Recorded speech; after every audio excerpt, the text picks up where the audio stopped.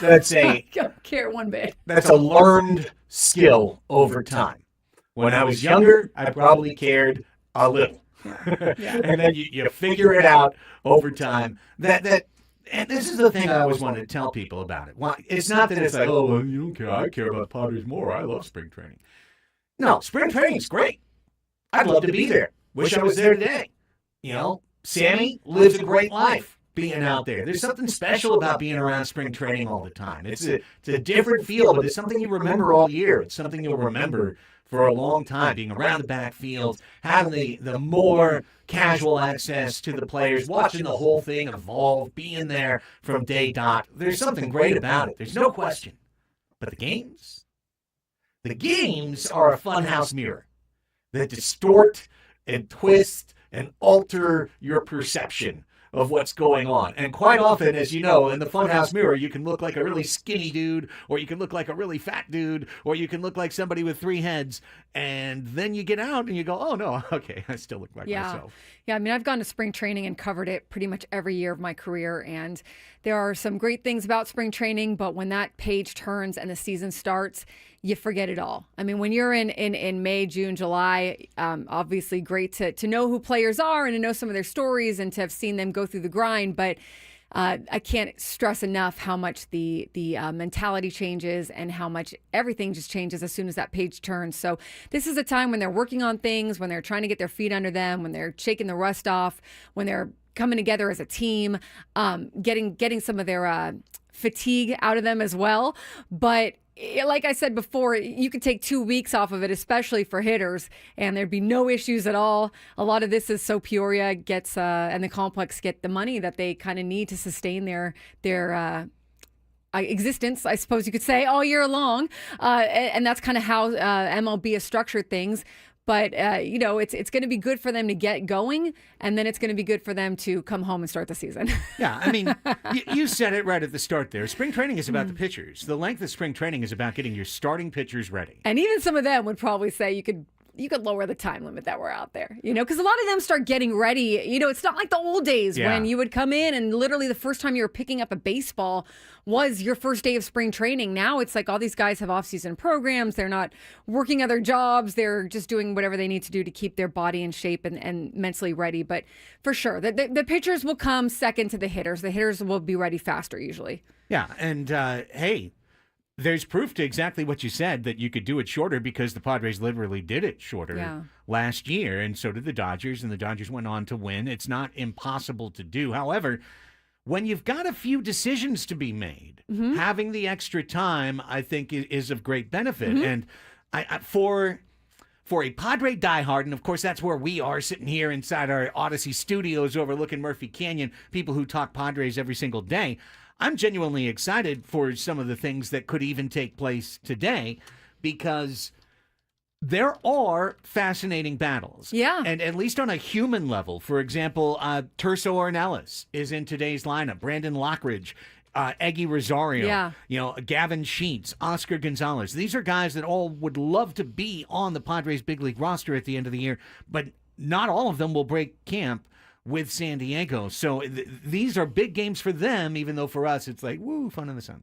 And this can really be a stressful time. I mean, to your point, like there are some competitions that are happening that you have a bad few games, or you have a bad week, or your spring just doesn't go the way you want it. You've lost that spot, and you're going back to the minors. You're being designated for assignment, and you're trying to find a spot with another team. You have to, if you're one of those competition guys, you've got to show what you can show, but then also not let the pressure of knowing that you're competing for a spot get to you in what is, like you said, not that much time if you're trying to prove something. Yeah. Because you're not going to play every game. You're not going to play every out. You're not going to do all that. And even with that said, and the excitement to watch competition, it bears understanding from the outside that these decisions, they've already been made to some extent. Like the coaching staffs go into the first game with a preset or a default idea of who's going to make the team. And then it's up to spring training results to talk them off that position, or to really convince someone. It's pretty rare that you have like 3 guys into a competition, it's completely wide open, and they're going to be like, oh yeah, all that matters is how you did in the Cactus League. That's what we're going to choose. Most of the time it's, are you reinforcing my preconception or are you rebutting my preconception? And that's what guys like Gavin Sheets and Yuli Gurriel and Terso, that's what they are fighting against Eggy Rosario, because there could be 3 guys that all outperform Eggy Rosario this spring, Annie, but if the Padres don't want to lose his rights, he has to be on the big league team, so he might just make it because of that. I think Eggy Rosario is one that maybe, I know, hasn't been slept upon by a lot of fans out there, and I know we've talked about him, but I think Eggy might be more beneficial to this club than previously thought. I think that you're right. I mean, I know you mentioned this a few weeks ago that he's probably one that could take a big step this year. I think they're looking at him too, and I think he could be one that you get some power out of, and you get a guy who can mash some balls. If he has more regular playing time, which is what he probably needs, and which is the concern of like, how will he get that on the Padres? Does he need to go to another team to get more regular playing time? Because really, for his career, that's what's going to benefit Eggy Rosario. He needs to get in the lineup more and be able to establish a rhythm. If he gets that chance, maybe we're going to see someone who has some higher potential than even previously thought of. Yeah, couldn't agree more. I mean, Eggy's a dude who might bang lefties, hit 12, 14, 15 homers this year and become a critical part of the team. Not impossible. Not impossible that he doesn't make the team at all or that he's traded in a deal 2 or 3 weeks from now. And this is also, too, when the time of year when you might see a guy give up 5 home runs, but he's working on a certain pitch. Or you might see someone have a bad game, but they really like the bullpen he threw. And that nobody saw, except for, the people who were there watching that bullpen on the backfields or whatnot, or in the pens. So it's a little bit of a deceiving time of year because, as we've talked about as well, you can see guys have really good springs and then the page turns and they do not have good seasons at all. But this is kind of like the time that they're going to have to try to divvy up some of that assessment and figure out who's going to make their team. Yeah, coming up, we'll start our Padres Deep Dive Hour, which will be a full hour. We double-checked that with Frank coming in. We go through the hour, and then Jesse and Tony will take over at 12 o'clock with our coverage from Peoria. So in the course of that hour, we'll bring you whatever new sound develops out. I know Mike Schilt speaking to the media or spoke to the media in the 9 a.m. hour. We'll hope to have that turned around for you in time for 11 o'clock. Sammy's there right now, of course, so anything that he digs up, we'll be representing to you come 11 a.m. But we'll also look, as we've done previously, but going into the first Cactus League game, specifically what are the jobs that are up for grabs and who are the players that are in line to fight for those spots. We'll try and line that up for you, give you kind of a primer to go into the preseason with, and we'll do that during the Padres Deep Dive Hour.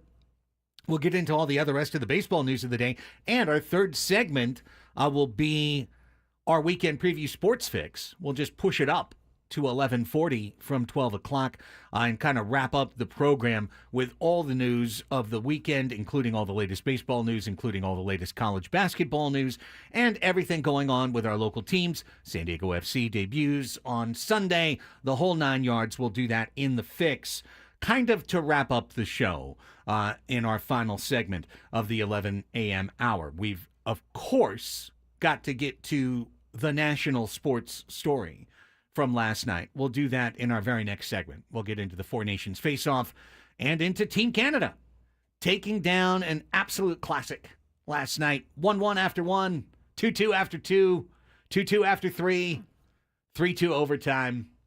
Game-winning sudden death goal. Canada celebrates. United States, the hollowed out look on that face, on those faces on that bench, as you just saw how much it meant to everybody. Absolutely incredible. We'll get into the whole thing coming up in the next segment. Major baseball off the field news, as not only does MLB announce a joint separation from ESPN, but also throws a few Molotov cocktails Bristol way as they do it. We got to get into this. It's so... It's like when you break up with someone and then they're like, you're like, I broke up with you. And then they're like, well, I'm breaking up with you too. And then it's just confusing on the level of like, how are they going to, do you want to spurn someone who's potentially could give you money in the future? I don't know. There's a lot to get into on that. So we will. We'll get into all of it. I'm looking forward to that. That'll come up a little bit later this hour. And like I said, at 12 o'clock, hey, 12 o'clock, it's the thing we've been waiting for, hearing Jesse Agler and Tony Gwynn Jr. back on our airwaves. I saw Jesse tweeted out this morning something like, 195 broadcasts in the next, I forget what it was, 213 days or something like that. I mean, for Jesse and Tony, the meat grinder begins in terms of their daily commitment to being around the San Diego Padres. This reminds me of like when the off season ends and it's like, 200 days till the first day of spring training. It's like, no one wants to, you don't want to see those numbers, right? You just want to wait for it to come. Everybody take a breath. But yeah, for Jesse and Tony and everybody really that's covering the team on a day-to-day basis, this is a long slog. Here, I got it. 195 games in 219 days. Think about that. 195 games in 219 days. Yeah. That's wild. 24. Here's another way to put it. Yeah. Okay. Like, on average, if you work Monday through Friday, right, you get 8 days off a month, right? 8 days off a month. So you'd get 24 days off in 3 months. These guys are going to have 24 days off total in 7.5 months. Mm-hmm. Mm-hmm. And at least half of those 24 days off aren't days off at all. They're travel days where you spend you spent overnight in a plane or you spend the whole day in a plane, and you're going to someplace else in the country. So just imagine that as when what you do is a physical zero-sum, high-stakes game that is physical, mental, everything that just takes your soul every single day, and you got to regenerate the next day, and you get a total of 24 days off. Half of that in reality in 7.5 months. Yeah, this is why a lot of broadcasters and people who do the day-to-day will, on the down low, tell you, hey, we're kind of miserable. You lose your wives. You sometimes lose your families. You lose a lot sometimes when you do this kind of job because you are essentially married to the job. It's also why, hopefully their employers give them off time when the season ends. And, that time that you get, hopefully it's not in October. You want your team to be playing, but if you don't, from October until February is really sacred time, and time that should be, where they get to rejuvenate and feel a little better. Just a little bit. Yeah, we are getting underway here. Annie and Elsten rolling. Frank is in for Braden today. Let's take our first time out. We'll come back and we'll get into the hockey that captivated not just this country, but the one to the north of us as well. Right after this on The Fan.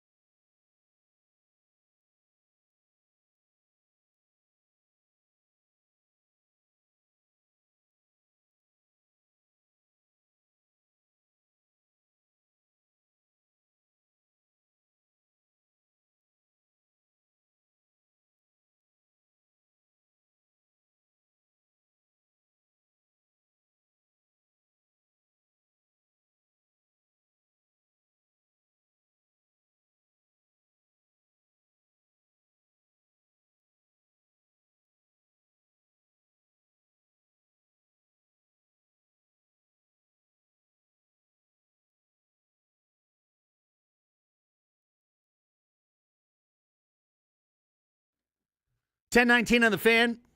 Annie and Elsten here with you. Don't forget, how could you? We tell you about it every hour. The Slam Dunk in Vegas National Contest. It's your chance at the ultimate trip to Las Vegas. All you have to do, download the Odyssey app. Log into it. Listen to 97.3 The Fan for at least an hour, and you'll earn your daily entry into this national contest. The grand prize is travel and accommodations for a winner and 3 guests to Circa Resort and Casino, Las Vegas's premium sports viewing destination, where you can watch the biggest March Hoops party at Stadium Swim plus $20,000 cash. Good luck from us. All right, Annie and Elsten back with you, and let's get into the hockey from last night. Couldn't take my eyes off this, for sure. And did you watch the game too? So I watched the end of the game because I had a tax appointment that went a little too long. Oh, dear. So it started at 4:30, but then they were late. And so I got done at about 6 and caught the last period. Yeah, probably period and a half. Yeah, then. period and a half, exactly. Yeah. So it was tied, and then it was tied again. Yeah, but it was a good game, obviously. Oh, it was so good. It was so good. Wednesdays and Thursday nights, I've become our son James' chauffeur because he's got his swim practices, and they are in the evening, and now they're at Monte Vista. They used to be at El Cap, but they're out there. So it's like, hey, Craig, take him, and then like, what am I going to do in between? I'm not going to drive home and drive back. So I go to the Y, I go for a run, and there's that Y right off of Campo Road. So it wasn't bad. It was able to go out Hamulway. Had it on my iPad. Like sat in the car through the first period because I didn't want to miss what could be the game-winning goal. You never know in a game 7, which is what this was. Absolutely. Even though it's a game 1, it's a game 7. You don't know what's going to be the big play. So watched the whole first period in my car, then went into the Y, ran during the second period, and then pretty much got some of the third period waiting to pick up James, but the rest of it on the big screen at home. What's his name? Jordan Bennington? Bennington. Bennington. He did his work. He earned his money. He did. He was incredible. I mean, listen. Yeah, stopped 31 shots. Yeah, Connor Hellebuyck was really good too. Yeah. Very, very good at times. Yeah. I think the thing about hockey, and it can be true of soccer as well, is that there are many games where the goaltender / goalkeeper plays great and really isn't part of the decision. Right. You know what I mean? Yeah. Like they stopped everything they could stop. The shots that went in were unstoppable. Sure. They aren't on you. It's like only if you give up a soft goal. In hockey they call it a softie. In soccer sometimes they call it a howler. Something that goes something you should have gotten to. Something you should have gotten to and you didn't get to it. Well, that just wasn't the case last night. The game was so fast. It was so physical. And yes, in overtime, Bennington won the game by not losing the game because he did his job. Yeah, because Canada fell apart for about 4.5 minutes straight, where it was chance. I mean, Jordan Matthews came down the slot like 3 times firing, and somehow Canada got away with it. Basically, is the way I would put it. But having said that, it was a very evenly matched hockey game all the way through. In the third period, in the second period, there were large swaths where Canada was very much in control. And it was the U.S. defense that was saving the day over and over. Yeah. Another thing I love about this tournament, and it does remind me of 1996. 1996 World Cup of hockey is something in my personal life that was a seminal moment because it took me from being a one-team NHL fan to being a fan of more of the sport. And the reason is just like when you follow your World Cup team, like, oh, there's this guy. I love all these players. Oh, now they go back to their separate teams. Yeah. And now I'm kind of interested in that team too because that player's on that team. I'll give you an example, Annie. If I was flipping around 2 weeks ago and an NHL game with the Ottawa Senators was on, I'd be like, flip? Just move right past it without a second thought. But now I'm thinking about Brady Tkachuk. A guy who has never been in a playoff game, who's played his whole career north of the border, but he's an American through and through. I forget the name, maybe Frank remembers, I don't know, of the defenseman who got the second goal. I could look it up, it's right here. But he's another dude who plays for Ottawa. Yeah. Like 2 U.S. guys, he plays for Ottawa. Right. Why would I ever care about Ottawa? Now, maybe Ottawa games on, I'm at least going to be like hunting those dudes, trying to figure it out. Oh, yeah. Mick David said after the game, I hope the new fans love it. It's a great game. It's a great sport. And I hope we put on a good show these last couple of days and gain some fans.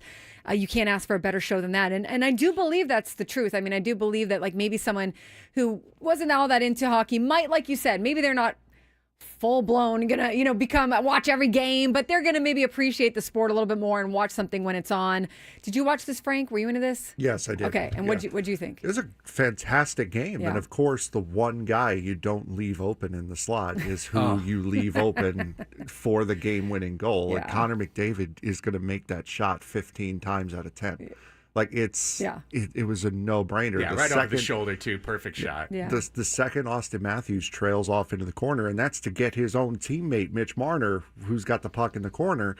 You knew it was over right there. Yeah. Well, Slavin couldn't be out there to stop everything. Exactly. I mean, he basically stopped everything else. Talk about a Naomi Girma-esque performance, like just dominance. And didn't the fans understand the assignment? I mean, the fans just showed up and showed out all the way. So good, and all of the stuff that was going on last week. When we had BJ on yesterday, I knew there wasn't going to be a fight in this game.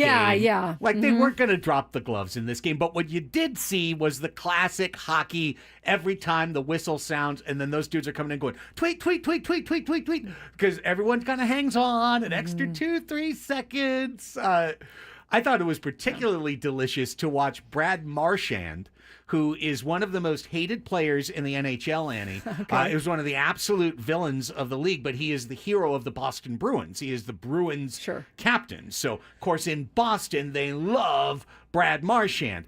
Well, this week, Brad Marchand is Canada's guy. So he was playing in the stadium that they love him, but for the team they hate, and he's doing all the stuff for Canada that Bruins fans love, but they hate it when it's against them. It was truly delicious, like to hear the Bruins fans happy when Austin Matthews is like shoving Marchand into the glass. Yeah, I mean there was so much intensity still. I mean there was so much passion clearly, and you felt the whole way through, as you have with this entire tournament, that it meant something to these players and that they were obviously very into it and had that pride for playing for their country. Yeah. Hey, I don't even know how you do this again. That's probably going to be the hardest thing here, is because you've got the Olympics next year. You've got I don't know that they're gonna when do you replicate this again, I guess, and how do you in the climate, because part of this was the political climate and everything like that. Was. So no doubt about it. So I don't know. Do you do this in 2 years, 3 years? I would say 5. Okay, 5. Give it a little bit of a break, because this was their replacement for All-Star Weekend. Right. And they nailed it. Yeah. It was an overwhelming success, and that was even before the round robin stage of it was done. But do you think it would work year after year? No. Yeah, neither do I. Because the excitement's gone then. Exactly. The specialness, the shine is off of it. The law of diminishing returns. Yeah. I think if I was in the planning room, next year's the Olympics, right? So that's already taken care of. So done. Yeah. I'd go the next year after that would be a traditional All-Star game. And then maybe the year after that. Yeah. You might so you space it out, so every 2 years you either have Canada, you either have the Olympics or you have the face-off, the international face-off, and now you've got a great international competition every 2 years, something to get excited about. This is a way where hockey's becoming more like soccer in a great way, because that's where I think is the biggest comparison. I heard the boys in the morning talking about it too. Like, they're not going to go watch more hockey as a result of watching USA Canada yesterday. Maybe I'll watch 10% more hockey. And I'm a guy who loves hockey, right? But it just reminds you that when you put your country on your chest, it just changes everything. When you play best on best, it changes everything. And that's what makes the World Cup the most popular event in the world, because the world's game is played all best on best all the way through. And that's what takes this sport, hockey, and lifts it to an even higher place. Yeah, and we see it with the WBC, with baseball, and it is a great thing. And I know it means so much to the players. I mean, it really does. Even in baseball, for them to play for their country, or even in the Olympics sometimes, right, when they're not playing in the major leagues and they are able to play on an Olympic team, it has a different hold. It has a different meaning. Nick Martinez, again, it was his pride and joy to play for the Olympics and to win a gold medal in the Olympics. Nothing would ever top that for him except maybe a World Series. And a qualifying offer. The qualifying offer still comes short of that gold medal. So, and that feeling, he always talks about that feeling he had on the mound when you just have your country behind you and, the fans behind you, and you're playing for something so much bigger than what you normally play for, which is like the qualifying offer. But Good on Nick. Good on you, Nick, to take that qualifying offer. Did you see Pivetta, that stuff that came out today with Pivetta? I heard Benny bring it up. I missed that part of their show, how the Padres put in some injury qualifications into the contract, which is smart. Yeah, I mean, let's chat through it. I think it's actually great because normally AJ has been giving out these reverse risk contracts. When I think about Waka, Lugo, even Nick Martinez, even Robert Suarez, all those guys got deals where if they succeeded, they could leave, but if they stunk, they could opt in to stay. With their own power of it, and leave the Padres on the hook to pay them. This one's a little bit different because after 2 years, Pivetta can opt out. But after 2 years, if Pivetta got hurt for a significant period of time, I believe I heard 120 days, so that's 4 months, right? So if you took the type of injury that took you out for 2/3 of a season, the Padres could play it one of two ways. They could either opt out themselves. They could take, instead of it being Pivetta's decision whether to take that $14 million after the 2026 season, it would also be the Padres' decision. They could opt out if he missed that amount of time. Yeah, so they could basically, depending on what it was, right? Like if he came up with that, what was the name of it? That horrible thing that killed Matt Harvey's career. You know what I mean? Where they take out the thoracic outlet surgery. Thank you, thoracic outlet syndrome. If he had, God forbid, but if he had something like that, something that's career threatening, career killing, they could opt out. Or if he had Tommy John surgery and he was going to be guaranteed out a year, but he's going to come back, they can actually go the other way and tack a third year on to the deal at $5 million and keep him but get back that lost year at a cheap rate. So that's the team's decision. It makes me wonder what other offers, if there were any other offers for Pivetta that were of significance that he was really looking at, because in so many ways this has become a more team-friendly contract. I mean, the only really way that it doesn't become that, I guess, is if Pivetta is just not very good and he also doesn't get injured. And then now you're paying for those final 2 years and he's just kind of, not what you would have hoped for. But when you look at the qualifying offer, as we were just talking about with Nick Martinez, again, we heard Pivetta talk about he wanted some more security. He wanted multi-years. He wanted his wife to know where they were going to be. And that's important to him. And no one's taking that away. He got that. But you could make the argument, had they taken that qualifying offer and had a good year, he could have maybe gotten a contract that doesn't even have all those qualifications. I mean, we see pitchers get contracts all the time that don't have qualifications for injury that are bigger contracts, because injuries happen. We all know that. That's part of the game. So it really, I think, sets the Padres up to have some ability to save some money if they need to, or like you said, have some more control if they need to, if he gets injured. In a funny way, the tumblers really fell in favor of the Padres. This was just a roll on the craps table that worked out perfectly, because think about these tumbling decisions. The Red Sox offer Pivetta the money. Pivetta turns down the money, the $21 million. The Red Sox turn around and give that exact amount to Walker Buehler to come from L.A. to Boston. I'd say Buehler is a bigger risk in 2025 than Pivetta. Pivetta's more of a sure thing. Buehler might be great, or he might pitch like he did last year, ERA over 5, right? So that happens. Now Pivetta's loose on the market. Now the market hardens. Now he comes here. And so you have Buehler leaving the division. You have Pivetta coming into the division, and he gets a deal that winds up being very team friendly. Well, yeah. And I mean, I completely understand you want to have the multi-years, and you want $55 million is different than $21 million. And that is essentially, I mean, Nick Pivetta before today was guaranteed $55 million or 55, 54. What was it? Yeah, 55. Okay, 55.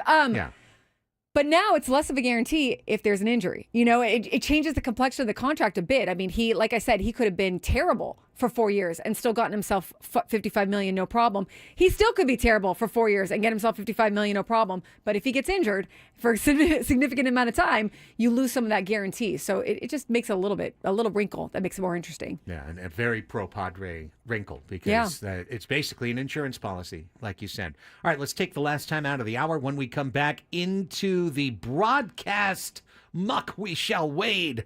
ESPN versus MLB, battling statements. What's the future of our TV watching for the grand old game? We'll chat about it next. Annie and Elsten going to Padres baseball at 12 on San Diego's #1 sports station, 97.3 The Fan.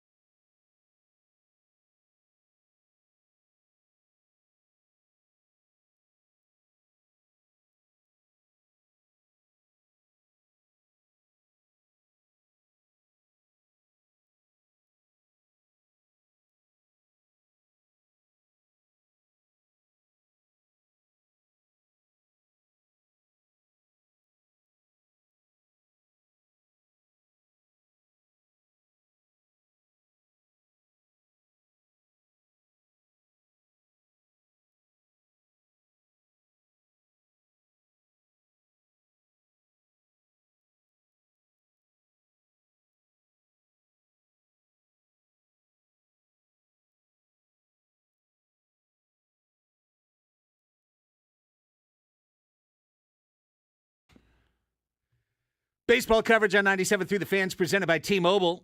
Head to T-Mobile.com. Get a great deal on an iPhone 16 Pro. Annie and Elsten back with you. Frank's in for Braden today. Short show, rolling till 12. Jesse and Tony. Padres baseball. The annual charity game, Padres and Mariners. Exhibition baseball. Yes, getting it started. I really don't know. Well, no, I take that back because Jesse and Tony will be on the radio call, and they might even be simulcast onto the TV call. I don't understand how any of it is honestly working, but Jesse and Tony will be on the radio, and that is all we need to know. That is correct. That is It's correct. exciting for them, and good to kind of, I know for broadcasters with spring training, too, it's good to shake the rust off a little, even for them. So I think they'll be happy to be doing this. Well, local broadcasts are where the meat is cut up in MLB. You know, that's where the big money is. That's where the primary amount of revenue is. It's in local television, not radio. I mean, radio offers a little, drop in the bucket. Bloop. But nonetheless, those rights, so important. The national rights, also important to Major League Baseball. Not as much, because how do we consume baseball? We consume it in our market with our team. More often than not, the numbers have proven that. There's some folks who are San Diego Yankees fans or whatever, but most people are in their market with their team. Yeah, absolutely. I mean, this has been a regional thing, and it's been something where the market is kind of the controlling factor. It's different than the NFL, where everything is a national game, and while it's broadcast in your market, it's being done through a national syndicate or whatever, or not a national, but a I guess national, right? Yeah, national. But the RSNs are different. The RSNs are the last of their time. And depending on who you ask, the RSNs are about to be dying forever, or the RSNs are about to get a major overhaul in 3 or 4 years. And rights, places like Amazon and Apple TV and ESPN Plus will be fighting to try to get some of those rights. So the big news yesterday, not unexpected at all. In fact, I think I probably remember us talking, 8 to 10 different times last year, going through all the MLB broadcast mess about the fact that all the time you were hearing that ESPN wanted out of their deal and that they had an opt-out and that they were more than likely going to use their opt-out because ESPN isn't making back the money that they're spending on Major League Baseball. They're not coming close. Yeah, there was an ESPN writer / Sunday Night Baseball contributor who was at Petco Park last year who essentially told me, he's like, they don't put any money into baseball anymore. They put more money into F1 than they put into baseball because of what you just said. This has been something that's been ongoing where ESPN has looked around and said, wait a second, this isn't making us the money that we want it to make us. Sunday Night Baseball that used to be amazing. I mean, that whole program used to be amazing. And the way that they did it 20, 30 years ago or when it started, it was top of the line. I mean, it was cream of the crop. It was the standard. It was what you wanted broadcast to be. But then it became less so, right? And ESPN is paying Major League Baseball $550 million a year, not just for the Sunday Night Baseball, but also for the Home Run Derby, for the wild card round in the playoffs. They're looking around at places like Amazon and Roku who are paying $100 million a year, $85 million a year, along those lines. Now, of course, those places don't get the playoff rights and the Home Run Derby and whatnot, but it's still quite a gap. So ESPN basically said to MLB, we'll stay on, but lower our fee. What I don't get, because they opted out yesterday, they ended the relationship, and MLB essentially said, hey, they haven't been putting, the effort into this. They haven't been showing us on the TV enough and blah, blah, blah.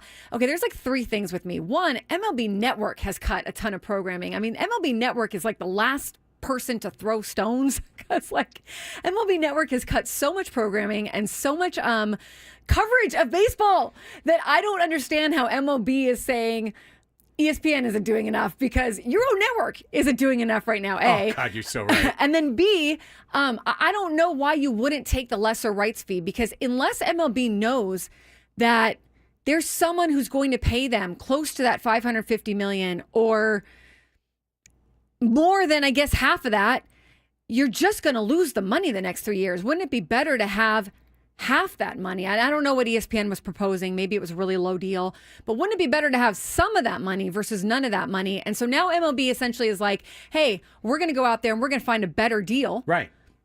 Okay, and maybe they know of one. I mean, that's the only thing I can think of is they have some kind of handshake deal where Apple TV is going to take over or whatnot, and they're going to end up getting close to maybe what ESPN's new offer was going to be. Right. That's the only thing I can think of, because otherwise, why lose that money? Like, ownership is already all up in arms about what's going to happen with the TV deal with the RSNs. Why now lose that other money coming in? And I can't imagine that they went from 550 million to 100 million. My guess is it was somewhere like half of that. Yeah, I mean, I don't know the numbers, but I agree with the general sentiment. But also, more importantly, I think with what you said at the end, which is probably they've got something in place. Or at least they've got something close to. You better hope so, because otherwise it doesn't make any sense. So it's got to, if we find out that it's not that, then MLB just called a major bluff that is going to cost them tons of money in the next 3 years just because they're being prideful, you know? So you have to think, I would have to think they've got something set up. I think you're on it with Apple. Apple could be the place. If it's going to be anyone, it's going to be Apple, because Yeah. Amazon's made their bets. They've Yeah. made huge bets on the NFL and on NBA, right? They took over the number 2 broadcast position for NBA. Or was it 3? I forget. They basically took over TNT's role in the National Basketball Association next year. Plus, they're carrying a lot of the regional sports network games starting next year. So Amazon's made their bet. Netflix is trying to get Sunday NFL rights. They're not going to come jumping in for Major League Baseball. Yeah. There's no chance. They're only looking for globally recruitable content, things that can get 100 countries to tune in. The NFL can do that. Picking up a Rays Phillies game isn't going to do anything for Netflix. So they're out the window. But Apple, which has MLS, the 5th or 6th sport in the country, depending on how you want to look at the hierarchy of leagues, and they've got that as a monopoly.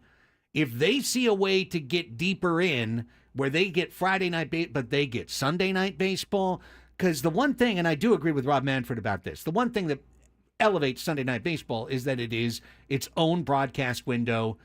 It's the marquee game. Right. Yeah. No other game can go against it. It has that Monday Night Football type scheduling where they're always trying to look for stars, marquee teams, marquee matchups. They flex games in to put better games late in the year into that window. So it is valuable, but it is valuable within the context, Danny, of unlike 25 years ago when we, the baseball fandom, came to ESPN, you know, like parishioners to church at 4:30, really at 4, to watch that hour baseball tonight, because that was Which special. was amazing. Yeah, it was a special baseball tonight. It was always in depth. It was always everything. Doesn't even exist. It's gone. Now. It's gone.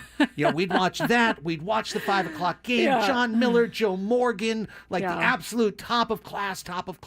It felt special. Now, there are 2 monocultural events every year: Super Bowl and whatever dumb thing Netflix puts together in the summer, like the Mike Tyson fight. You know, there's no monoculture anymore. Last night was close with USA Canada. It probably still won't outpoint an average NBA All-Star game. Yeah. You know, like that's just the way it goes. So while that is valuable, the value has been so deeply diminished, Andy, because by that point, baseball fans can get any game they want pretty much all year long. So the one that shows up at 5 o'clock isn't as special anymore. Absolutely. And I think that there is something to this that might be gamesmanship, like you were alluding to, where if you are a network that is interested in that bundle that MLB is proposing for 2028 and beyond, or however they can get this to go, you might want to enter into a partnership with MLB that maybe you're overpaying even a little bit, but you want to be considered first as the partner when they do take those RSNs, or they try to take those RSNs and sell them for what I have heard is an insane amount of money that they think they're going to get for them. That is nowhere even close to their valuation right now. So MLB has to try to not only get these regionals to be more valuable, to it, but also package them in and get the Dodgers and the Yankees and all them to come in and whatever, right? But so there could be some gamesmanship there with a place like Apple. ESPN Plus even wants those streaming rights, so you could see them get back in bed at a later date. But I think you're going to have to, if you're looking at that kind of money, you're probably looking at an Apple, right? You're looking at, and like you said, the other places have kind of put their efforts into other sports, where Apple has MLS and baseball, and I believe like really probably has the money maybe to do something a little bit more. Last thing I would say maybe is from the ESPN standpoint, because Rob Manfred put a lot of stuff into their release. And ESPN has not been good at their coverage. I want to stress that. Like, it's not like ESPN has been great about covering baseball the last few years, but I also think that for Rob Manfred to kind of put it all on them is maybe not the right thing. It's not. But where ESPN has found themselves, I think, Frank, it's kind of a disgrace. I mean, even just last night, you can't watch the hockey match without every single one of their hosts popping up for a betting platform. Like, hey, place your bets, place your bets. They put a story. Oh, USA Canada is increasing the betting handle. Like, dude, what are you now? You're a shadow of yourself. It's an indictment on ESPN. I think more so than baseball wanting out is because we've seen it. And this is part of my problem with the NFL. If it's not the NFL or if it's not the NBA, it doesn't get more than 5 seconds of coverage on anything that ESPN does. Right. NHL, good for you guys. You guys got actually something last night. You mentioned F1 before. ESPN's trying to get rid of the F1 deal because they don't care. Yeah. They're all football. Yeah. They're all kind of talking heads. They're conflict shows. Yeah, they're cookie cutter bad talking heads for the most part. Like, remember when the premier highlight show was SportsCenter? Yeah, SportsCenter. You can't watch SportsCenter anymore. I know. It's an indictment on ESPN as a whole that this 36-year relationship is gone because they just don't want to cover anything but the NFL and NBA. No, I agree with that, Frank. But what I want to say to Rob Manfred though is, if ESPN was willing to give them their $550 million, Rob Manfred would have shut up, not said anything, taken the money, and they would have had business as usual. Right. So ESPN walking away from that, saying we're not going to pay the $550 or whatever, and being able to take the opt out, prompted Rob Manfred to then say, and they suck at covering baseball. Yeah. Like, dude, no one's really arguing with you, but at the same time, you will happily take their money and be like, whatever, if they were willing to pay it. But if you're not getting more than 5 seconds worth of coverage, then what's the point? But who's going to pay them this? Like, who's going to give them this money? Somebody will, because, I mean, people are stupid. Somebody will, but I'm not going to take that much money from somebody and get nothing in return and then say, oh, they're giving me nothing in return. No, it's stupid. It's ESPN has gone sideways so bad. I agree. It is. I watch ESPN now still at times, but it's nothing like what it was even 10 years ago. I mean, it was a standard. It was what you aspired to get to, and now it's just not. Well, listen, I'll say this all the way through. They have been beaten by the machine. They've been beaten by themselves. Over the course of time, SportsCenter, why did we always go watch SportsCenter? We wanted to see the highlights. I mean, Dan Patrick and Keith Olbermann were good, or Stuart Scott, or, pick your favorite anchor. They were good at what they did. Yeah, but mostly they were doing, hackneyed stand-up stuff. They're just ripping jokes around highlights. But we had to go there to see the highlights. So we tuned in because we wanted the content. And they were good. Yeah. No, they were good. I'm just saying. But now, where do we get our highlights? Right here in your phone. Yeah. Any team you want, anytime you want. Your social media feeds. Or you go to the ESPN website and they've got it. And then you don't have to go watch their show and wait 35 minutes wondering if the Padre highlight's on. Rant over. Okay, we're coming back. Deep Dive Hour, and then Padres baseball. Yes, Annie and Elsten on the Fan.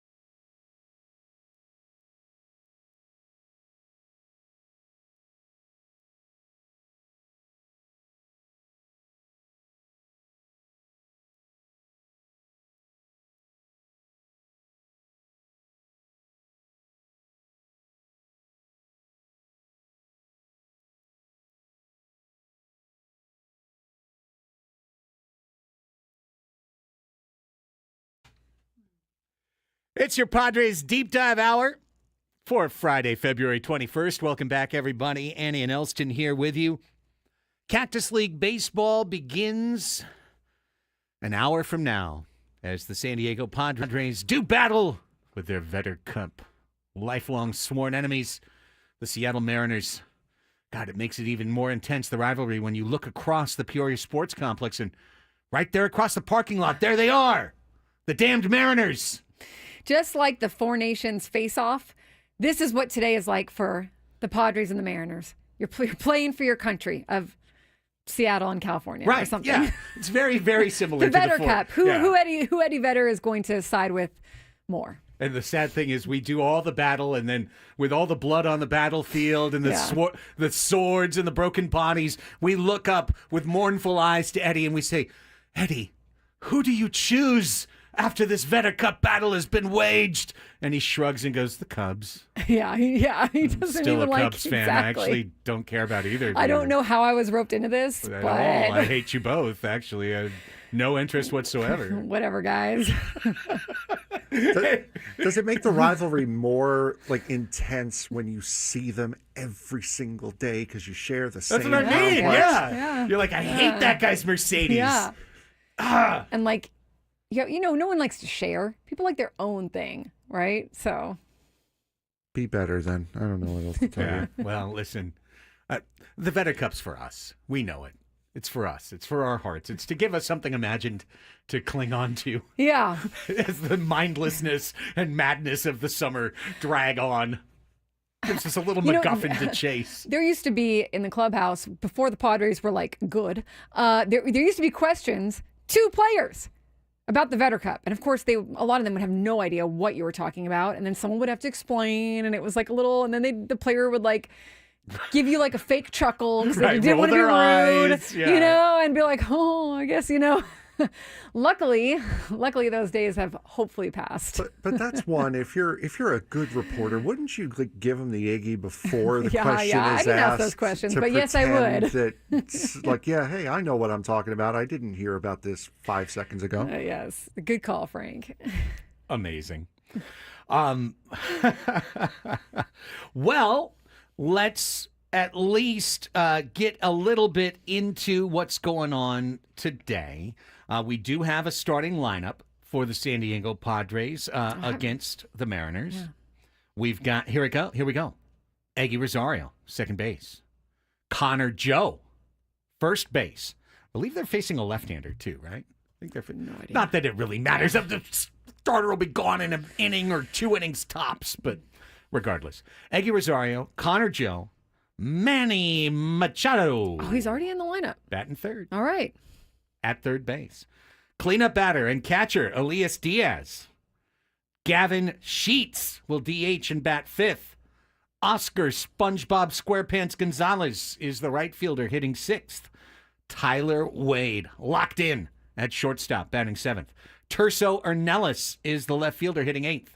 And Brandon Lockridge is in center field batting ninth, all in support of right-hander Ryan Bergert, who will be followed on the mound in order by Logan Gillespie, Austin Davis, Bradley Rodriguez, Omar Cruz, Eduarniel Nunez, Jose Espada, Ryan Ock, and Francis Pena. And now you know everything we know. And not a piece less. It's exciting. No, I agree. I don't want to let that sit there like a lead balloon. I am personally excited. It really is. It really is. Honestly, it's good to see these guys get out there. Surprised to see Machado, honestly, into the lineup this early. You don't see any of the other kind of big name starters in there, but that's a good sign for him too. He probably wants to start getting some work done. Maybe wants to pace himself a little bit differently this year. I'm sure this is something that he's talked about with the staff. And then also, I think the Padres typically tend to try to get at least one big name player into the lineups for the fans who are coming out to watch wherever you're at, if they're playing at home or on the road there in Peoria. So it'll be fun. And I think, look, there's some guys there, like you mentioned, who are trying to make the team or who are on the bubble or who are trying to show what they've got. And this is how you get started doing that. Absolutely. I'm interested in seeing how Terso Ornelas performs because the Padres have thrown player after player after player in front of him in the last 3 weeks. Gavin Sheets, Connor Joe, Jason Hayward. These are all players that are directly in competition with Terso Ornelas for a roster spot. And you would think, based on their signings, all three of them jump right ahead of Terso Ornelas in the chase for a roster spot. But Terso is, of an age now, getting to mid-20s. He had a good year in El Paso, and I know he believes he's ready to begin his Major League Baseball career. So, I mean, he's going to really have to light things on fire this spring for him to overcome the organizational inertia that's working against him getting a roster spot. Yeah, and I mean, he was really the name that we were all talking about until the Padres signed Connor Joe and Jason Hayward and Gavin Sheets. And as you heard Mike Schultz say already in spring, and as a lot of managers would probably say, you tend to value experience, guys who have played in the big leagues because they've done it, over someone who hasn't yet been able to, prove that he can do it at that big league level. So you've got to kind of beat those guys out, or you've got to kind of at least show that you can compete with them. I think Tirso might be another one where, depending on how this goes for him, like, he's another one that it's essentially, like, obviously needs to make his debut and then kind of figure out his spot. But I don't know that I see it quite yet. The Padres, he could be a trade option. Yeah, but it's hard because there's just no value there right now. So you'd be trading him for someone else's Terso Ornelas. Exactly. You know what I mean? Like, it wouldn't be like you could bundle up 5 Tersos and get yourself a star player in baseball. It's not going to work. Now, the thing I'll say in his favor is that the Padres have no designated hitter. Mm-hmm. They have none. I mean, they literally have none. Gavin Sheets is it. Yuli Gurriel. Like I said, they've got nobody for a designated hitter. Absolutely nobody. Now that they have Yuli, they've got a little less than nobody. Gurriel's going to make the team, and I just want everyone to understand to just bear with me that day and not to get pissed off at me, because I am going to just be mad. I'm going to be in a bad mood. I'm going to be of ill humor that day. What if Yuli goes out and hits a home run, his first? I'll be more mad, because then we're going to be stuck with him for another extra 3 weeks. And then when we get to the round table and Yuli Gurriel is 4 for 17, but he's got that one homer, and I go, why the hell is he playing? And then Tony looks at me with that side eye and he goes, guess you forgot about that home run, dog. And I'm just going to be like, oh. So what if Tony's right? What if he ends up being right? Jurickson Profar 2.0? If I will eat this hat if Yuli Gurriel matches Jurickson Profar's 2024 performance. I'd pick a different hat. I would think I would want to promote the American Cancer Society as much as I possibly could. And I mean, it would be a promotion of the American Cancer Society by eating the hat. Yeah. I mean, there would be publicity around the hat consumption, I'm sure. We only get one shot at that. We could do it all as a fundraiser for ACS, along those lines. However, I feel very comfortable saying that that's not going to happen because Yuli Gurriel isn't going to be an all-star this year with a 380 on base percentage. Well, I like we just talked about, I'm excited to watch this lineup today. I think Eggy Rosario is another one to watch. I think that he could have a chance, and they're working him in the outfield, and he could have a chance to do something or to be, I don't know, maybe would he be a DH for them? I don't know. Bench player at left field, I have no idea.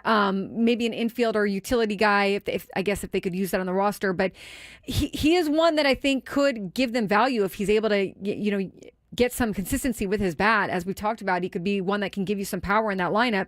Connor Joe, hey, that's another one I'm excited to see, because how is Connor Joe going to acclimate? He's coming off of a down year. He's also going to want to go out there and show something to this club. So you've got a lot of guys in their Sheets. That's another one. I mean, even Tyler Wade, what's he going to bring this year? Jackson Merrill's best buddy right now, so like how have they been working out together? Might we see a different version of Tyler Wade unlocked? I'm obviously this is not your opening day season lineup, but it's an exciting lineup nonetheless. It better not be. No, but it's what you need spring training to be. It's competition, it's fun, it's get out there and start shaking that rust off. No, I like it. And Mike Schultz said they're going to do a lot of their prep work in the backfield. Yeah, that's what I mean. It's so hard with these games because you'll see people have good performances, you'll see bad performances, but at least part of the consideration of who makes the team and who doesn't is going to be stuff that you never see, right? Or maybe you see clips of a few things on the backfields on social media, but you don't really see like, what certain things are being done behind the scenes or conversations or stuff that happens in the cages. Like none of us see that, So it's hard to tell really, especially with some of these guys who are bubble guys, because they've got quite a few spots there that are going to be, need to be competed for. Yeah, absolutely. That's what makes Cactus League fun. It's really for a big time baseball fan. It's digging into the minutia of these battles, and also it's simultaneously being willing to let it all go. Like I'll give you an example. If Gavin Sheets hits 2 home runs today, Monday a lot of people are going to be like, Gavin Sheets has got the inside track to be the DH. Gavin Sheets might be having a big year. It means absolutely nothing. That's it. That's exactly it. Like you have to be careful in spring training not to get too seduced one way or another, not to get too high or too low, because a lot of it is who's the pitcher they're facing? Is that a starter for the other team? Is that a guy that is it just a guy? Is that a minor league invite? I mean, there's so many. Is that guy working on a certain pitch? There's so many variables that go into spring training, but you just enjoy it for being back and hopefully, like we said, shaking some of that rust off. I do think spring training games. I mean, let's be real. You could probably go 7 innings. Oh, sure. Okay. You could. Maybe you don't need to go 9. I mean, okay, that's fine. Hey, get those other guys in there. Those last 2 innings. That's also, fine. That's fine. As a consumer, you don't have to consume all 9 innings. Yeah, it's true. You could check out after 7 and then, let Schulte and crew worry about that last 2 innings. Let them take care of whatever they need in those last 2. You guys do you. Go crazy. Sub everyone in. And what'll be fun is as the weeks go on, we'll start seeing the starting lineup take shape a little bit more. Typically your starters, your superstar guys aren't on the road all the time, but they, like I said, they will try and send some of those guys for fans. It will be good to start seeing Merrill, Machado, or Tatis, Merrill, Machado. Like you'll start to see the formation in some of these games with the lineup, and that'll be fun as well. Let's take a time out. When we come back to the specifics, we've been kind of talking around these guys. Who's specifically going for any of these jobs? We'll try and line that up. Plus, the Yankees make an announcement that is it aimed at Dylan Cease? Like, is it literally aimed at Dylan Cease? Are they talking to Scott Boras, and Scott Boras is like, he's not coming? Unless, he's going to have to trim that a little bit, though, if he comes. Yes, he will. We'll get into all that as we continue toward 12 o'clock in Cactus League Baseball. It's Andy and Elsten, San Diego's #1 sports station, 97.3 The Fan.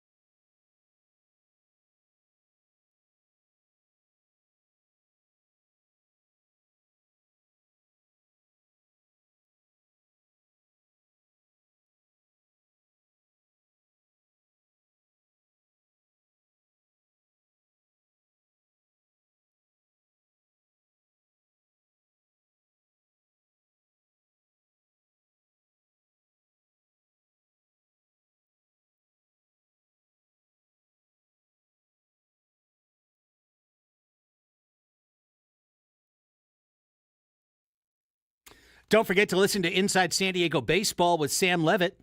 Wednesdays, 7 to 9 p.m. right here on 97.3 The Fan and on our YouTube page where Sam talks all things Padres baseball, keeps you up to date on all the latest rumors. Frank's there, too. Usually chiming in. Little here, little there, right? Love it. Yeah. That's awesome. So, Inside San Diego Baseball with Sam Levitt. Hey, that's a show with a short shelf life, gang. Wednesdays at 7 are soon going to be filled with actual baseball.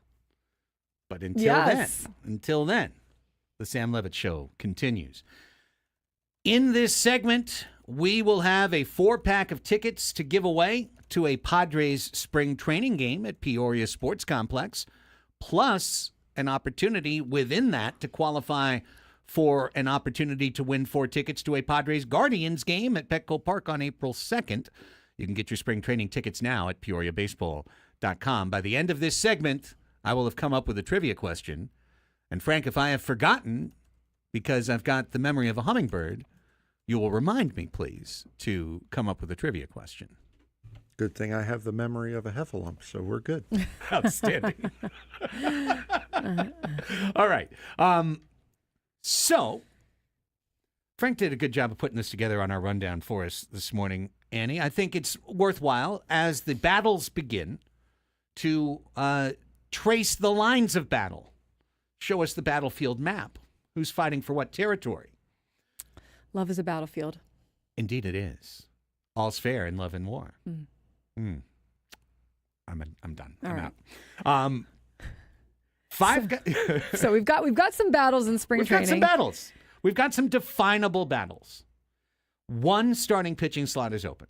Yes. Starting pitcher number 5. Although, as we know, whoever gets that spot, and we talked about this last year, it's going to rotate in and out because someone's going to get hurt, blah, blah. Someone's going to have bad months or so, blah, blah. So you're going to need that depth in the minor leagues. So, yes, it would be great to be your number 5 starting pitcher, but doesn't mean that these other guys aren't going to get a shot. Correct. What it really means is who gets the first shot. Exactly. And in that, here you go. Matt Waldron, I think, is still the slight favorite to take the 5th starter's job. Mm-hmm. He's got the most incoming positive evidence, on his side of the ledger, right? Pitched over 140 innings last year, 2-3 months of outstanding work. Things fell off at the end. You can make, whether you want to call it an excuse or an explanation, you can come up with a reasonable rationale why he fell apart at the end. And he's come in vowing to throw more knuckleballs and specifically throw more hard knuckleballs, which the research showed was where he was absolutely at his most successful. And it's something he drifted away from at the end of the year. So, Matt Waldron, slight favorite. Doesn't mean he couldn't get shelled in the thin air in Peoria 6 times, and he loses that edge. But I think he's got the very slight edge. Who does he got the very slight edge over, Annie? I think Randy Vasquez would be next up. I would agree. I think Randy Vasquez is the one that you want to see take a jump, and he would be one that I think the team feels like has a lot of promise if he's able to make a little bit more of a jump this year. Vasquez, if not, has the chance to be, right there as your next call-up, as next man available, and as El Paso's stalwart starter, as their opening day ace. The key for Randy Vasquez, right? Each one of these guys has a key. The key for Matt Waldron is, can he control that hard knuckleball? Can he add more knuckleball usage? Can he regain that edge that had him pitching to about a 3 ERA for a good solid half of the season? For Randy Vasquez, it's very simple. Can he get lefties out? Has he come up with something between last year and this that's going to allow him not to have the collective output of left-handed batters against him to approximate Freddie Freeman's MVP season? Because that's what he did last year. Mm-hmm. Left-handed hitters had like a way over 300 average and 1,000 OPS against him. And righties, not as much. He didn't dominate them, but he handled them pretty well. So, okay, with that, you got Waldron, you got Vasquez. Kyle Hart's got to be next up, and also Annie with the best chance of surpassing the 2. Yeah, exactly. And I think that's going to be intriguing about Kyle Hart and what he offers. Obviously, again, another guy with a lot to prove. Yeah, coming over from KBO. Outstanding. Lefty? Yeah, right? left-handed lefty. pitcher, veteran in his early 30s. Yeah. So, not a spring chicken. If he doesn't make it here, he'll begrudgingly go to El Paso. But, he came back from Korea to pitch in the big leagues. He didn't come back from Korea to go back to AAA baseball. And he apparently had other offers. I don't know how serious they were, but you would think that was the conversation. Hey, he wants a shot, and the Padres are going to give him a shot. Right. And remember, Waldron and Vasquez have optionality. Yeah. Those are players that can be sent down and recalled up to 3 times this year, whereas for Hart, different situations. So Kyle Hart simply needs to pitch well. I think he needs to really impress. But if he does, I actually would move him all the way to the top of the list of people competing for this job. I think he's got the greased track to get up to the front if he pitches well. But if he doesn't pitch well, Waldron and Vasquez have the history in the organization that's going to ballast them. Yeah, I agree. And then you've got Johnny Brito, too, who is supposed to have, more potential in him, more of a ceiling that they're hoping will be found. So that's another one that I think you're looking at. Didn't have the best year last year, was pretty inconsistent. You could use him also out of the pen, but that's another one that you want to see get some more consistency just in general all around. Yeah, and then last up, Stephen Kolek, who's transitioning into starting pitching. You would assume the Padres would at least give him, even if he was kicking butt, give him 10, 12 starts down at AAA so that he could build out physically, build out the stamina side, his secondary pitches and whatnot. So I think Kolek is an easy bet to be a mid-rotation starter for AAA this year. And then the last guy you have to put on that list is today's starting pitcher, Ryan Bergert.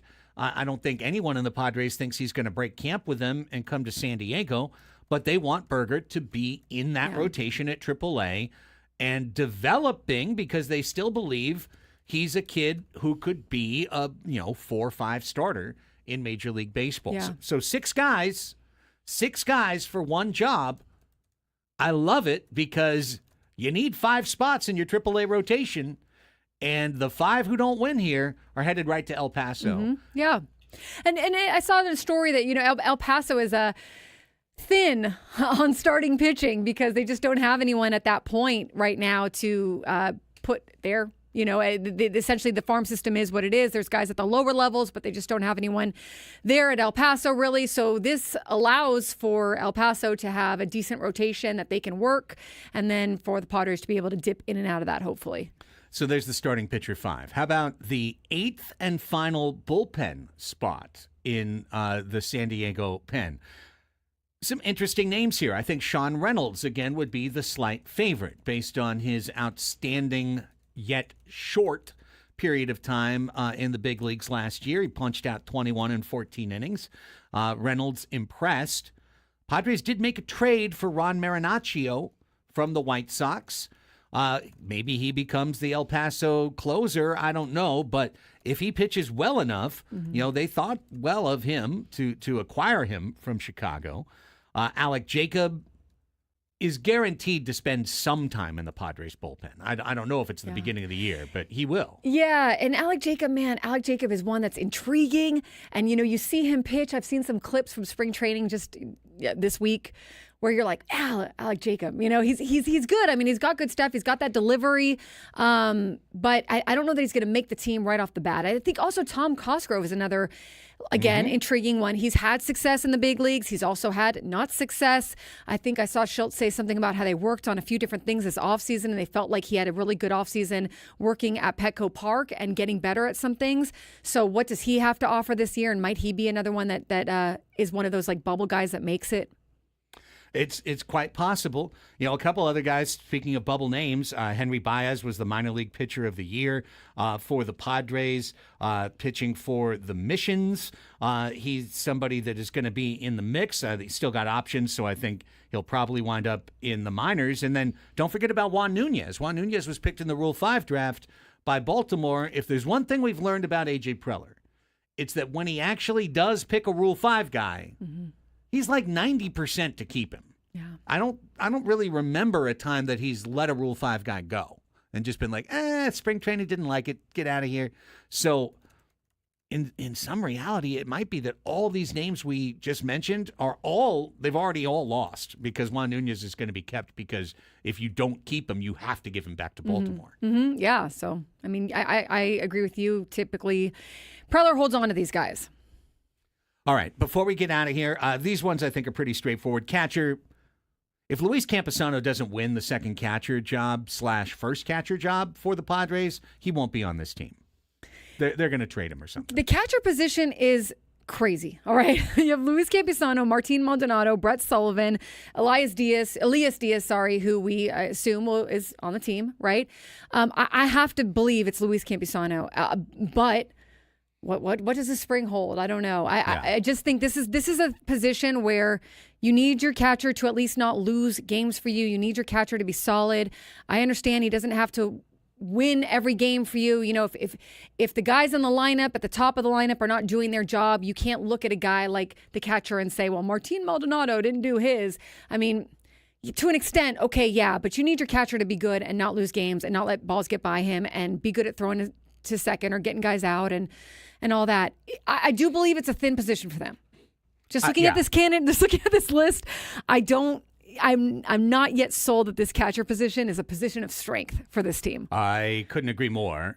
If Martin Maldonado makes the Padres, that's the sign of an organizational failure this spring. Well, you would have to. I mean, if you did that, then you would be, and you didn't trade Luis Camposano. Yeah. He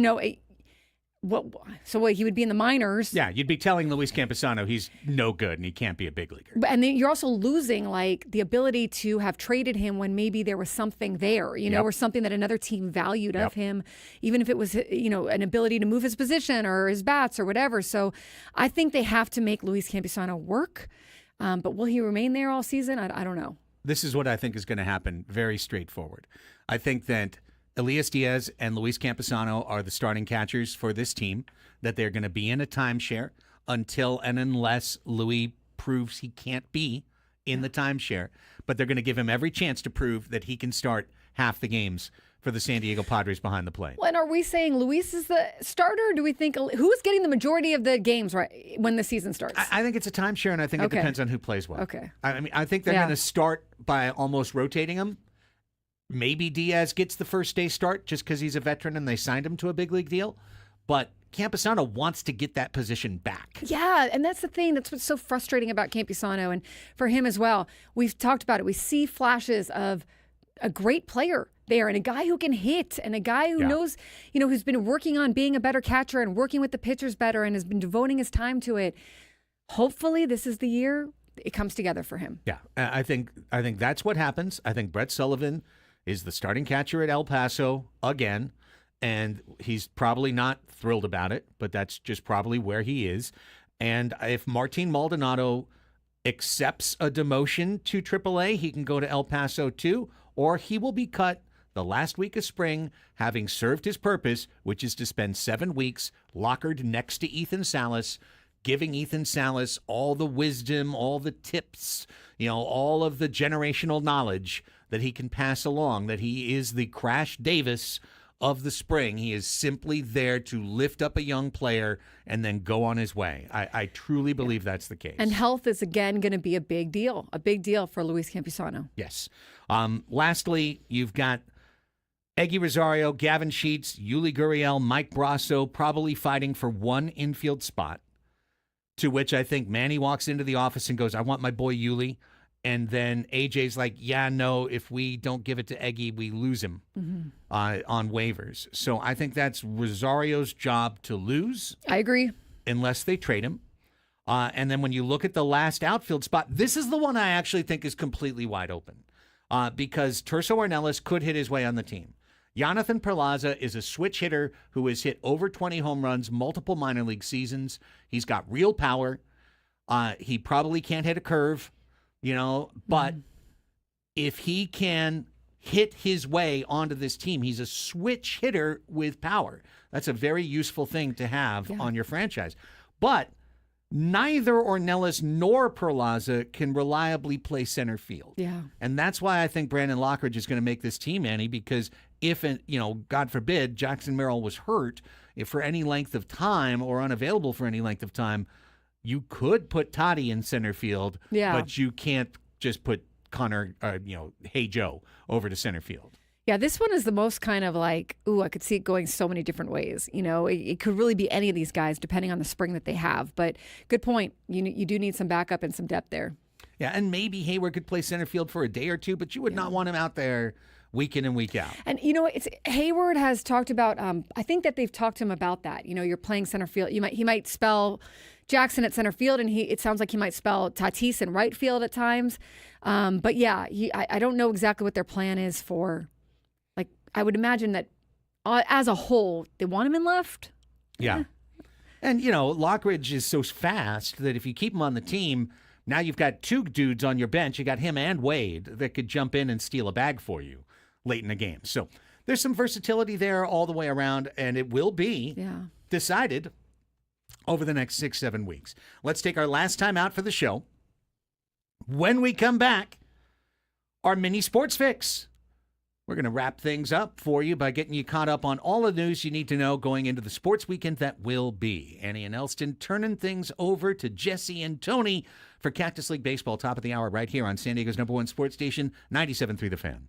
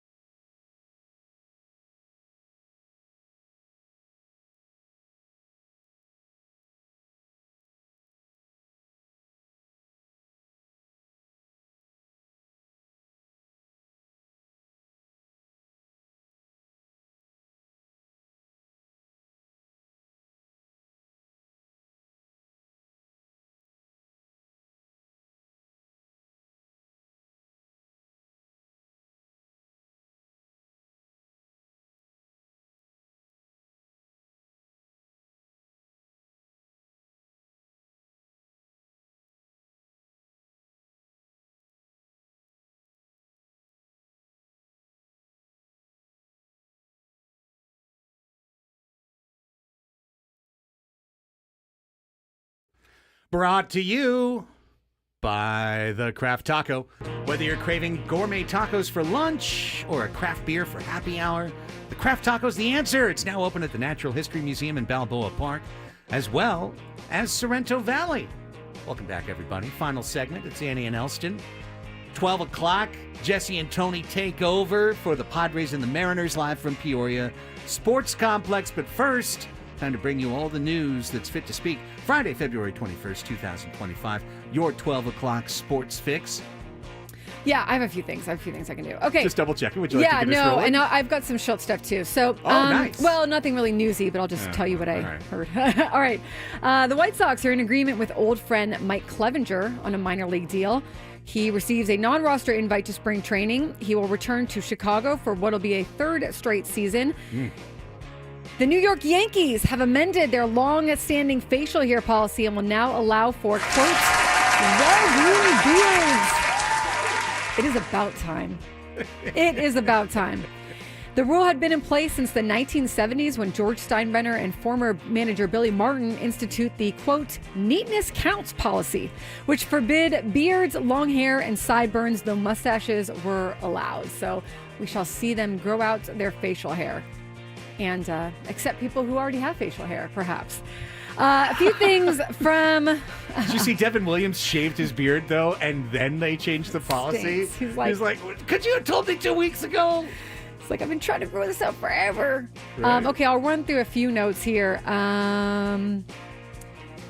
Mike Schultz was asked about spots available on the bench. He says that because spring training, you're not playing every day, it can actually help a bench player understand what that can look like, the challenge of playing a bench spot.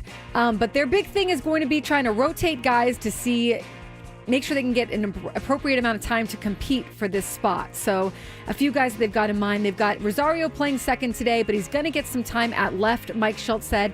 He'll also get some time at third, which is his main position he's comfortable with. Of course, it's Manny's. But then they'll start to read the tea leaves of what the club looks like. Does Eggy have more of a shot in left or more of a shot being a utility guy? So it sounds like they've got their eye on Eggy for sure to be somewhere. Did a lot of talk about Gavin Sheets and how he's got a good head for the game. And let's see here, blah, blah, blah, blah, blah, blah. And Tyler Wade might work a little bit more at shortstop this year, but he'll also mix in a center field a little bit. And most importantly, spell bogey and mix in the infield when they need him. That's what he did last year. So that's really nothing new. Yeah. So really, there's nothing new. Connor Joe is going to get the start at first. He's at first base today, Connor Joe? Does that sound right? Yes, that is correct. Gurriel is going to DH tomorrow, and Tirso will be in left field tomorrow, it sounds like. Love it. Thank you for that baseball report. Frank has put this together for you for college sports. Yep, we do have some college news today. Not a lot, mostly football, actually. Clinton Portis has been hired by Deshaun Jackson's group as the running back coach at Delaware State. That is made official today. A couple of news. If you're a Nebraska Cornhuskers fan, these next 30 seconds are going to be for you. Nebraska cites stadium renovations as the reason for canceling their home-and-home series with Tennessee starting next year. So Tennessee and Nebraska were supposed to play next year, I believe, in Tennessee, and then in 2027 at Nebraska. They're renovating their stadium, and they said because of a price drop in tickets, because of the lower seating capacity, they're canceling the series. Capitalism wins again. Wow. So they just couldn't make enough money, they're saying. Yeah. Mm-hmm. Oh, ugh. Texas and USC also joined those reoccurring Nebraska Cornhuskers as in canceling spring football games. So now that's 3 universities that will not be playing spring football this year. To college basketball, 2 bits of news out of men's college basketball. LaSalle head coach Fran Dunphy set to retire at the end of this season. He's been coaching in the Philadelphia area for the last 30 plus years. So at the age of 76, finally calling it quits. Biggest college basketball game of the night will be on tonight, 5 p.m. on Fox. Number 14, Michigan State, taking on number 12, Michigan. In the, would it be the Arena Big House? Because it's not a football game. The arena big house. The big arena. Okay. Yeah, the big arena. Yeah. I don't think they call it that. Well, it is now. Now they do. No. Craig, what do you got? Well, I'm going to supplement your report with one other because UCSD defeated Cal Poly on the road last night, 81-67. The Tritons winning their 8th in a row. And UC Irvine lost by 12 at home. Tritons number 1, all alone in the Big West, top of the table. Okay. Nobody behind them. Well, I mean, they're a game behind, but everybody is trailing the Tritons now. They're home. They are hot. They are hot. They are home to take on Hawaii on Saturday night. King Triton bobblehead giveaway night as they battle the Rainbow Warriors at Lion Tree Arena. If I wasn't working, I'd be out there. That'll be great. Be out there. All right. On to our local teams. San Diego FC begins their MLS schedule Sunday at Dignity Health Sports Park against the defending MLS Cup champion LA Galaxy, the 30th team in MLS. San Diego FC kicking off the 30th season in MLS history. That game can be viewed at 4 p.m. on Apple TV Plus exclusively. San Diego Wave FC plays preseason action at the Coachella Valley Invitational against Bay FC at 11 a.m. tomorrow. You can watch it on YouTube. The Wave earlier this week announced the club has loaned forward Maya Jones to AFC Toronto of the Northern Super League for the 2025 season. So they keep Jones's rights, but she will be playing in a different league through the course of the year. The San Diego Gulls, red hot, winners of 4 in a row, 6 of 7. They will put that winning streak on the line tonight at Rabobank Arena in Bakersfield, taking on the Condors. Same two teams will meet 7 o'clock tonight and 7 o'clock tomorrow night. Also at 7 o'clock tomorrow night, the San Diego Sockers host the Milwaukee Wave at Front Wave Arena. It is Star Wars night, a 7 o'clock kickoff from Front Wave. The Sockers currently in second place in the MASL, but it is a pitched battle for the top 4 spots. Now, we talked about it a long time ago, but what the MASL is doing this year for the playoffs, very advantageous to San Diego. They are bringing all 8 playoff teams to Front Wave Arena for 3 straight days, April 4th, 5th, 6th, to play the quarterfinals and the semifinals, all single elimination. So if you finish first or second, you get to play on the Friday. And then if you win Sunday, as opposed to playing Saturday and back-to-back on Sunday. So there is a reason to finish 1-2. Okay. Even though all 8 teams are in the same place playing single elimination. So There's an incentive. yeah, there's an incentive. So Sockers would like to finish second so that they don't... They got a lot of old players on the team, a couple of 40-year-olds. So, you know, playing back-to-back, creaky bones. Get that extra day off. Flush out the lactic acid. A lot better chance. Anyways, those are the stakes. Tonight, Front Wave Arena will be busy. San Diego Clippers host Salt Lake City in G League action at 7 p.m. My beloved San Diego Mojo are just going the wrong direction Oh, no. so fast. They lost their 6th in a row last night, 6 matches straight, dropped a 3-1 decision to the Omaha Supernovas at Viejas Arena. PVF, the Pro Volleyball Federation, rests this weekend, but they play their first ever All-Star game. And it will be tomorrow morning at 10:30 a.m. from Indianapolis. It'll be live on CBS, on big CBS. So big time exposure for the PVF coming up tomorrow. There will be 2 Mojo in the All-Star game. Multiple-time guest Ronica Stone here on Annie and Elsten. She will be at the All-Star game. Awesome. And also my favorite Mojo of all, the libero, Shara Venegas. She will also be at the All-Star game. So if you want to check that out tomorrow morning while you're folding laundry or doing whatever, it's tomorrow morning at 10:30. Over to the PGA. It's the Mexico Open at Vedanta World in Vallarta, Mexico. This is for everyone to pick up their points while all the superstars wait for the next elevated event. Aldrich Potgeider is your leader right now. Cool. Shot 61 today. That's pretty cool. He's at 16 under par through 2 rounds. Seems good. Stefan Jaeger, 12 under. Aaron Rai, 11 under. Ben Griffin, Akshay Bhatia are at 10 under par. That's your top 5 right now at the Mexico Open. at Vedanta World. Last night in the NBA, Lakers got past Portland 110-102, playing at back-to-back on the road. Luka Doncic sat out, but the old man did not. LeBron James not only played a back-to-back, he scored 40 points last night. Lit up the scoreboard, had 40 points, like 8 rebounds, had 11 turnovers, too. That's probably why it was still a close game, but the Lakers did beat Portland 110-102. Bucks tipped down the Clippers 116-110 last night. Tonight on the hard courts of the NBA, 9 games. Milwaukee at Washington. Knicks, Cleveland, probably your best matchup. That's a 37-win team against a 45-win team.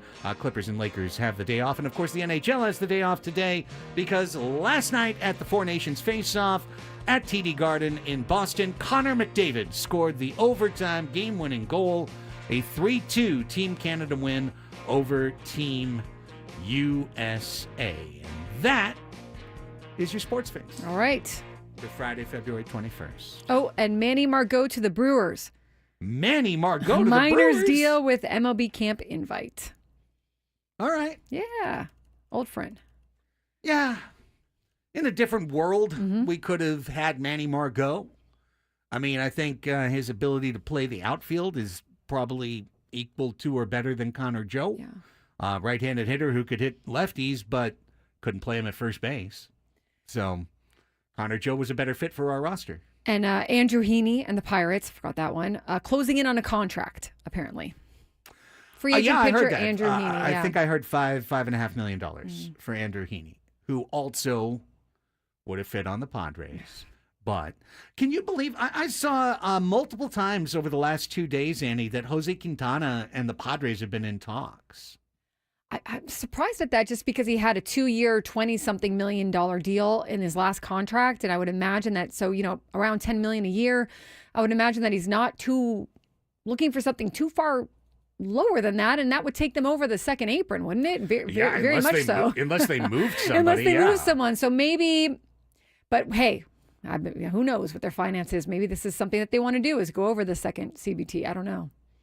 Yeah, I don't think they do. I don't think they do. And they talked about, Eric Grubner said they're trying to stay around that 200 million mark. This would put them over by a bit, but it would definitely put them over the first apron in the CBT. So I was a little surprised to read that, unless Jose Quintana's market has dropped a lot, or there's just a creative deal they can put together, like they put together all these other creative deals.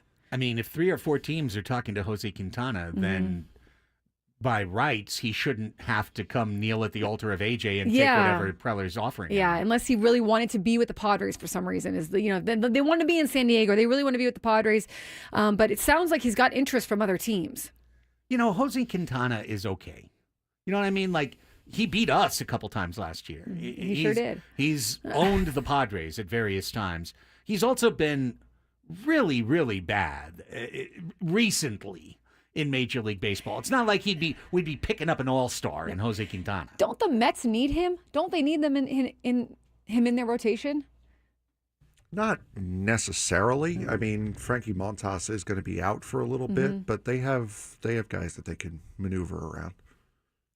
Mm-hmm. When I just said that, I just want to note he hasn't been bad in 3 years. Yeah, that's why I don't think that he's. Yeah. I think teams want him. There was a period of time from 2019 to 2021 where Jose Quintana lost effectiveness. Pitched to a 4.7 ERA, 6.4 ERA, 4.6 ERA. But the last 3 years, 2.93, 3.57, 3.75 last year in 170 innings of work. Yeah, for being an older guy, he'll still give you innings for sure. And lefty, right? Yep. Yeah, lefty. Give you another look in that rotation. But I wonder, now I don't know what he's asking for. Maybe he's asking for 4 or 5 years, or maybe he's asking for something that, to this point in the offseason, teams haven't bid on, and so now he's changing what he wants a little bit, And that could be intriguing. Maybe the Padres could make something happen. If you got him on your rotation, that's a step up for sure. That means all those other guys are going to the minors. It means there's no battle anymore. There's no battle. He's your 5th starter, or maybe even your 4th. Yeah. No, absolutely. He and Pivetta would be considered of a reasonably similar number. I mean, Be Pavetta good. strikes Be very out good. guys. Pavetta strikes out guys. That's the difference. Jose Quintana is one of those sinker, slider, ground ball. Yeah. He's trying to get you out one way or another. But I don't know. I'm curious where he goes. Me too. I don't believe it necessarily for Padres, but I didn't think we'd straight sign Nick Pavetta either. That's where I'm at. Hey, it's hard for me to see it happen, but could it happen? Absolutely. You know where else we're at? End of the show. Let's go. Thanks for filling in, Frank. Appreciate you. Yes, Frank. For Andy Halbert, I'm Craig Elsten. Stay tuned. It's my favorite sentence to say on the radio. Woohoo! Baseball's next on The Fan. Bye.